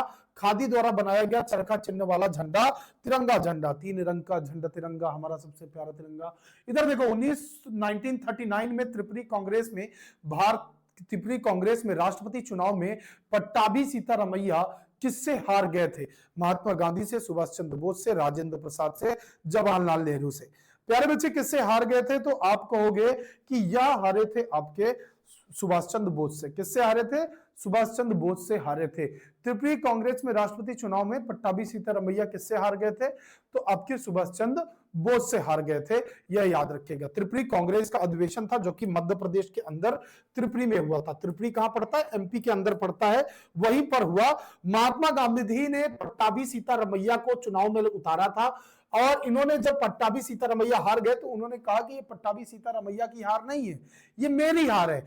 तब जाके जो है कांग्रेस से सुभाष चंद्र बोस जी ने आपका इस्तीफा दे दिया, और उसके बाद गांधी जी के विरोध के कारण ये इस्तीफा देते हैं, और राजेंद्र प्रसाद अध्यक्ष 1939 में चुने जाते हैं। कौन? राजेंद्र प्रसाद अध्यक्ष चुने जाते हैं। राजेंद्र प्रसाद 1939 में प्रेसिडेंट आपके चुने जाते हैं, ये याद रखिएगा। क्लियर? हाँ या नहीं? चलिए ठीक है ना, फिर पट्टाभी सीतारामैया बनते ना और कोई बनता है। अखिल भारतीय कांग्रेस कमेटी के किस अधिवेशन में भारत छोड़ो प्रस्ताव स्वीकार किया गया? तो भारत छोड़ो प्रस्ताव जो है 8 अगस्त 1942 में जो आपका बंबई में हुआ, 8 अगस्त 1942, अगस्त प्रस्ताव के नाम से भी जाना जाता है। 8 अगस्त 1942 को भारत छोड़ो प्रस्ताव स्वीकार किया गया, जिसे अगस्त क्रांति भी कहते हैं। क्या कहते हैं? इसी को प्यारे बच्चे अगस्त क्रांति भी कहा जाता है। और भारत छोड़ो प्रस्ताव को पास कर दिया गया। कहा गया कि अब अंग्रेजों भारत छोड़ना पड़ेगा, तुम्हें अंग्रेजों भारत छोड़ना पड़ेगा, ये याद रखना। आगे बढ़िए। निम्नलिखित में से कौन स्वराज पार्टी के संस्थापकों में से एक था? स्वराज पार्टी के संस्थापकों में से एक था आपका कौन? तो चित्तरंजन दास था प्यारे बच्चे। कौन था? चित्तरंजन दास था, ये याद रखिएगा। कौन था प्यारे बच्चे? आपका चित्तरंजन दास था, यह याद रखिएगा। तो स्वराज पार्टी के संस्थापक कौन थे? चित्तरंजन दास थे, सीआर दास के नाम से जाना जाता है। इसके अलावा प्लस मोतीलाल नेहरू, मोतीलाल नेहरू। मोतीलाल नेहरू का नाम आप सुनेंगे, मोतीलाल नेहरू का नाम आप सुनेंगे या याद रखिएगा। मोतीलाल नेहरू 1 जनवरी 1923 को इलाहाबाद में इनको 1 जनवरी 1923 में 1 जनवरी 1923 में इलाहाबाद में इन्होंने की थी। इलाहाबाद में इन्होंने इसकी स्थापना की थी, स्वराज पार्टी की स्थापना की थी, ये याद रखिएगा। किस पार्टी की? स्वराज पार्टी की स्थापना की थी। महात्मा गांधी ने शुरू किया था सविनय अवज्ञा आंदोलन, और याद रखिएगा। हाँ अच्छा, जो है अगस्त क्रांति में ही करो या मरो का नारा भी किसने दिया था? गांधी जी ने दिया था, ये याद रखिएगा। स्वराज पार्टी है बेटा, समझे। फॉरवर्ड ब्लॉक की स्थापना सुभाष चंद्र बोस ने की थी, समझे। देखो इधर, इधर देखो, जीवन के दुखी नहीं बेटा खत्म हो रहे हैं तुम्हारे। कितना सिंपल सा है। फॉरवर्ड ब्लॉक पढ़ा रखा है 200 बार, 200 करोड़ बार पढ़ा दिया होगा कम से कम। त्रिपक्षीय संघर्ष कन्नौज को जीतकर निम्नलिखित में से किसने गुज्जर प्रतिहार वंश की स्थापना की थी? आप यह बताइए। अरे ये सीधे इतिहास से उठ के त्रिपक्षीय कांग्रेस कहां से आ गया? हाँ, बीच बीच में क्वेश्चन बहुत बढ़िया बढ़िया पड़े हुए हैं। ठीक है, कोई बात नहीं। औपनिवेशिक शासन सरकार ने शासन में बाधा डालने के उद्देश्य से विधान परिषदों के प्रवेश के लिए चुनाव लड़ने के विचार से स्वराज पार्टी का गठन डैश के भीतर किया गया। किसके भीतर किया गया प्यारे बच्चे? तो स्वराज पार्टी की स्थापना 1923 में इलाहाबाद में सीआर दास और मोतीलाल नेहरू जी ने की थी। गया अधिवेशन 1922 की अध्यक्षता सीआर दास ने की थी, और उसके बाद उन्होंने जब विधानसभा में अपने प्रवेश का प्रस्ताव किया तो प्यारे बच्चे वो अस्वीकार हो गया, और इसी कारण से प्यारे बच्चों विधान परिषदों के लिए आपका एक अलग से पार्टी बना ली गई थी आपका। तो ये भारतीय राष्ट्रीय कांग्रेस के भीतर ही एक स्वराज पार्टी का गठन भी किया गया था। ठीक भाई, क्लियर रखना।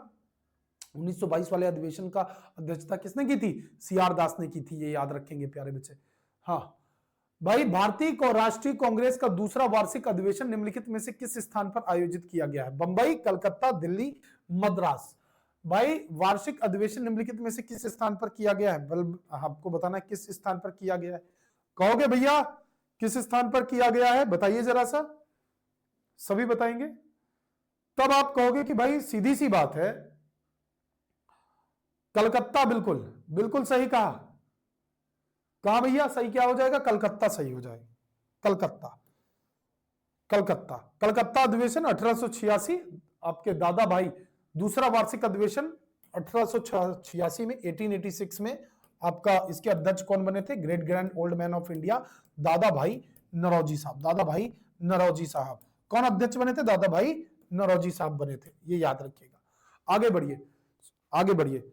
स्वशासन या स्वराज भारतीय राष्ट्रीय कांग्रेस का अंतिम लक्ष्य है, यह घोषणा दादा भाई नौरोजी ने कांग्रेस के निम्नलिखित किस सत्र में की थी? बंबई सत्र में, मद्रास सत्र में, कलकत्ता। बाकीपुर। एक बार उत्तर करके बताओ, दादा भाई नौरोजी के बारे में आपने पढ़ा होगा, बताइए सभी प्यारे बच्चे।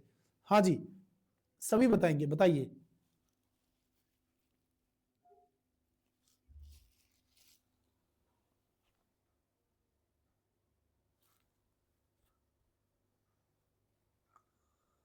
हाँ, नहीं आ रहा है?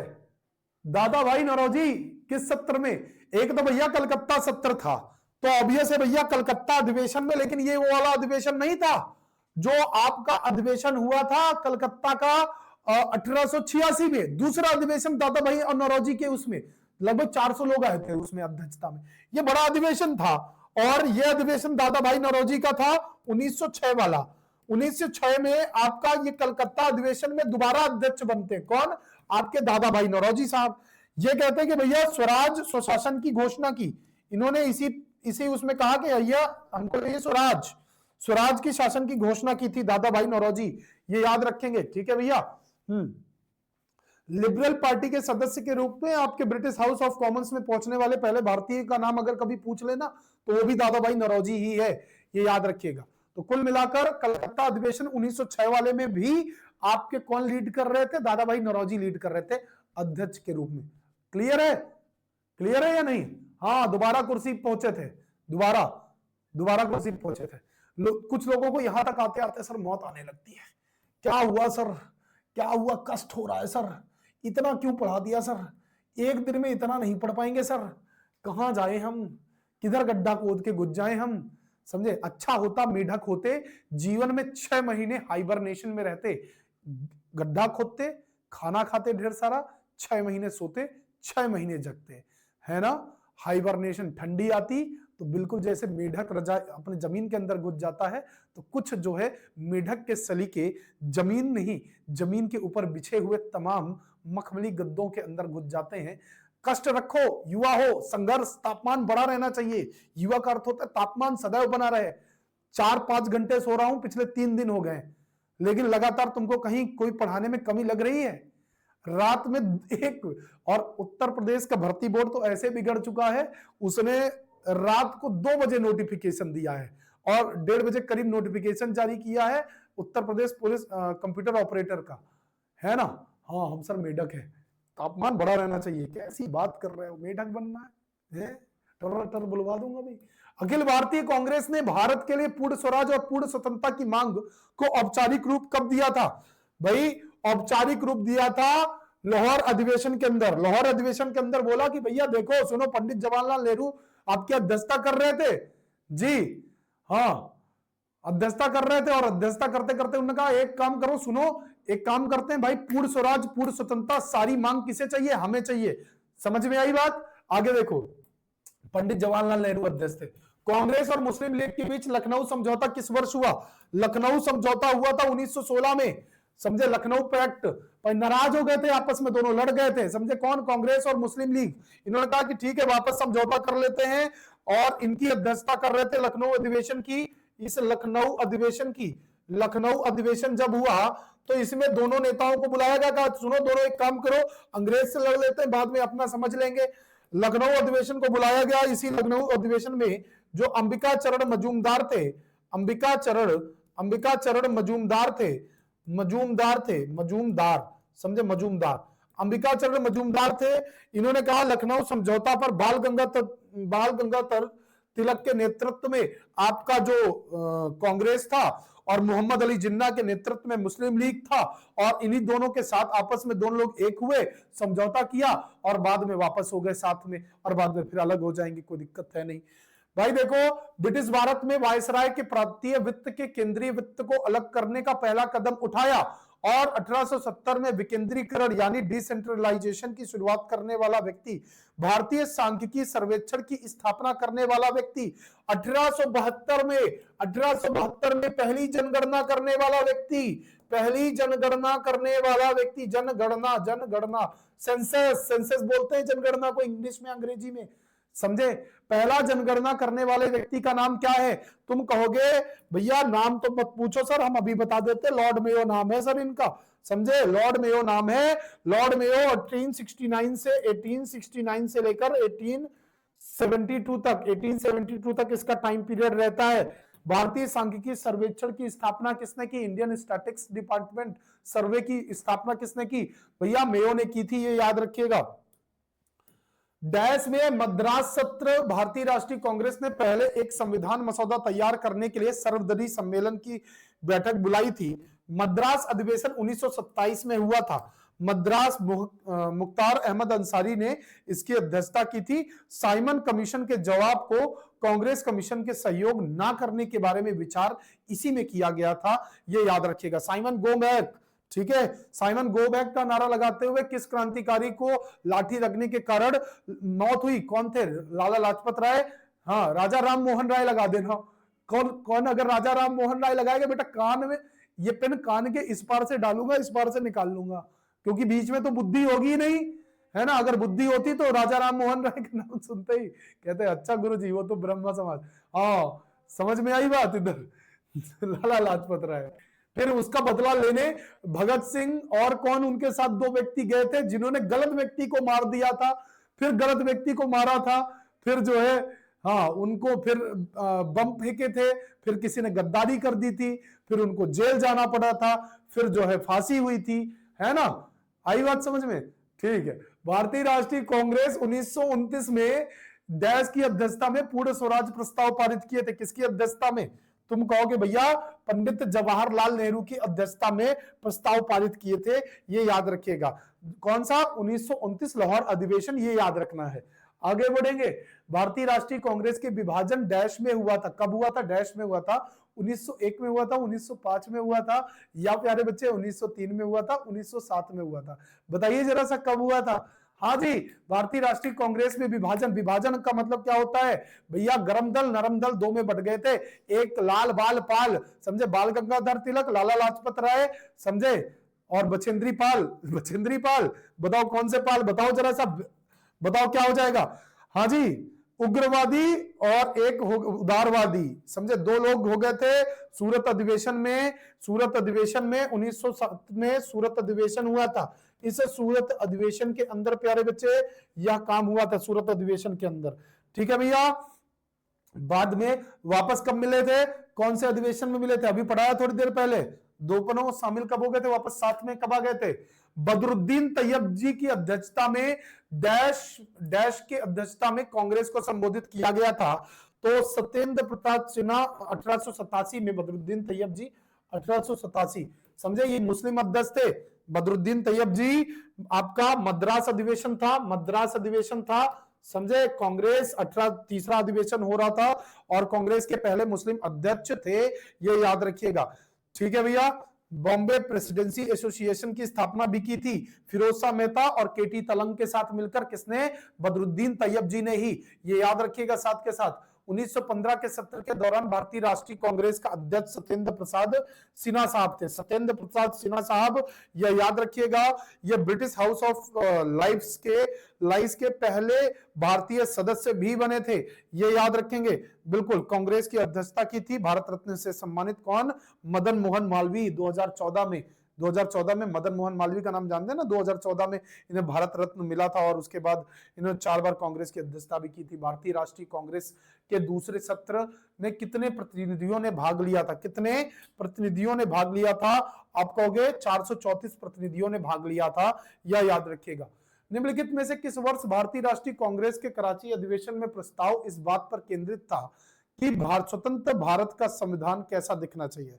स्वतंत्र भारत का संविधान 1931 आपका, यह याद रखना है आपको प्यारे बच्चे। ये भारतीय कराची अधिवेशन जब 1931 में हुआ तो प्यारे बच्चे, स्वतंत्र भारत का संविधान कैसे दिखना चाहिए, इसकी अध्यक्षता किसने की थी? देश के लौह पुरुष अध्यक्ष कौन बने थे? सरदार वल्लभ भाई पटेल। सरदार वल्लभ भाई पटेल, एसबीपी का नाम आप याद रखिएगा फ्रेंड्स आपका। बिल्कुल, आगे बढ़ते हैं। गांधी इरविन समझौता 5 मार्च 1931 को हुआ था। 5 मार्च 1931 को गांधी इरविन समझौता भी हुआ था, ये डेट भी याद रखना साथ के साथ। गांधी इरविन समझौता, गांधी इरविन समझौते की डेट भी कल को आपसे पूछ ली जाए तो वो भी आपको यहां से याद रखनी है। ठीक है, निम्नलिखित में से कौन भारत की कोकिला के नाम से जाना जाता है? सरोजनी नायडू। कानपुर का 1925 का कानपुर अधिवेशन, इसी अधिवेशन में प्यारे बच्चे आपके इनको क्या बना दिया गया था? सरोजनी नायडू ही क्या बन गई थी? आपकी अध्यक्षा बन गई थी और यही भारत की पहली महिला अध्यक्ष भी बनी थी। वर्ष 1938 में 1939 में निम्नलिखित में से किसे भारतीय राष्ट्रीय कांग्रेस का अध्यक्ष चुना गया?